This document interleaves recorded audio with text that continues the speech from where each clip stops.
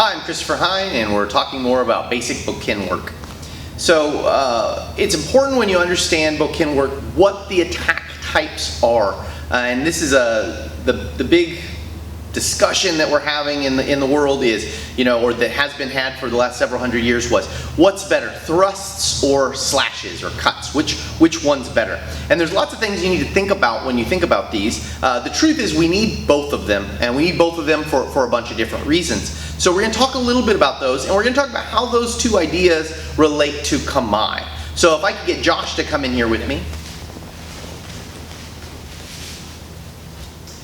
Okay, so if we're both here in kamae and I need to launch an attack, if I'm launching a thrust, I don't need any preparatory action, which means I can attack by just entering in. If I'm going to launch some kind of thrust or chop or something like that, I'm going to have to prepare the action first. And this means that he gets a moment of time where he can do something, right? So every time I set my strike first, Josh can be acting in that moment. So if he's right on it and I'm raising my strike up, he can enter into that space and get me. So that's an important thing you have to understand, is that anytime you're launching a cutting attack, then you have to prepare the action. Now, one way I can kind of work around that is if I go up into Jodan Kin Kamae. So if I came up here like this, now I've already prepped my action, so I'm already set up. So when I get up there, if Josh were to come in towards me, it's really easy for me to deliver whatever strike it is that I'm going to deliver when I want to get this done.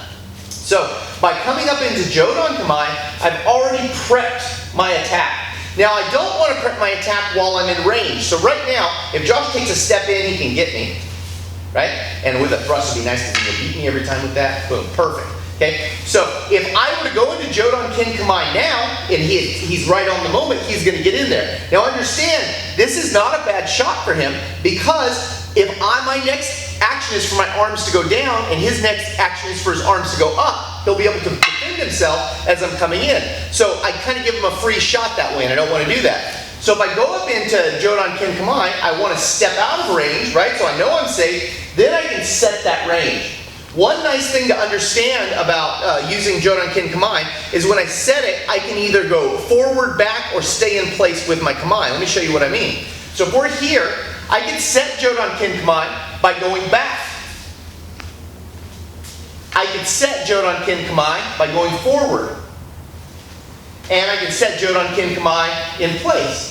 So that means if this guy's really close to me and I want to go to Jodan Kin Kamae, I can make distance while setting Jodan Kin Kamae. And what's really nice about this is if he chooses to chase me when I do this, my next action is immediately right there to come in and attack. So Jodan Kin Kamae is setting up the cutting action ahead of time. So that way I don't have to have a preparatory action, right? So it's kind of a way to cheat that rule that I talked about before. If I'm going into Jodan Kin Kamae, what's happening is I'm removing my obvious defense. So when I'm here like this, I'm removing my obvious defense. So which means to Josh, I look like I'm pretty much set up for attack. So if I was slightly out of range and I set up in Jodan, when we come into range, if Josh were to attack me, I can move to the side this way and come in. There's lots of ways I can set up an attack from Jodan. But basically what Jodan does is it draws him in. So I came out of range a little bit, so that way he couldn't attack me while I was dropping my sword. And then as I start to push into that range, I'm set up for action immediately. So if he moves in, I can also move in. So Jodan's generally a way to lure someone in. So if I'm using Jodan Kin Kamae, I want to draw them in. Jodan Kin Kamae is basically going to keep someone at the distance, gives me maximum offense and defense all in one. Jodan Kin Kamae doesn't give me a lot of defense, but gives me really powerful offense. So understand that's the basic way you're going to use those. Now when we're talking about what's better, cuts or thrusts, you have to understand what is it you're trying to do.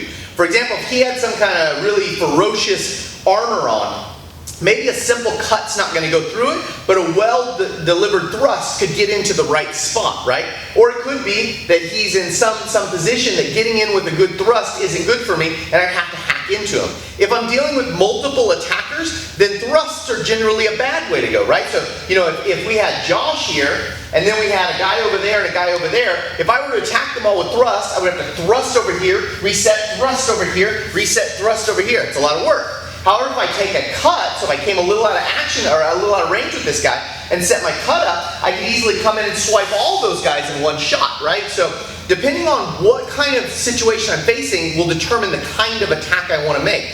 Thrusts aren't just naturally better, and cuts and slashes aren't naturally better. It just depends on the situation they're fitting. So like everything, you got to kind of understand the situation you're in.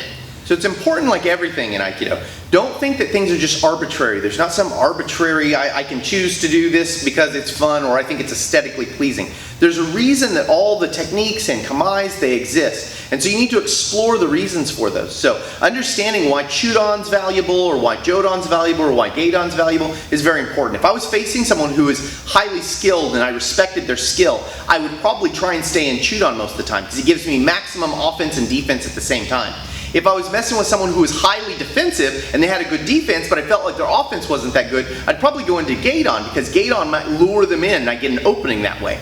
If I was dealing with someone who was ferocious, I would probably try to get into Jodan, so that way I would be threatening them back and kind of pushing them back. So someone who had a really strong offense, I would probably line up in a Jodan. But that's all situational. Just understand that each kamae has a reason for existing. Like everything in Aikido, each of the techniques is not arbitrary. You don't arbitrarily decide to apply an Ikkyo. There's a reason that Ikkyo happens, or Sankyo happens, or a Jodan Ken kamae.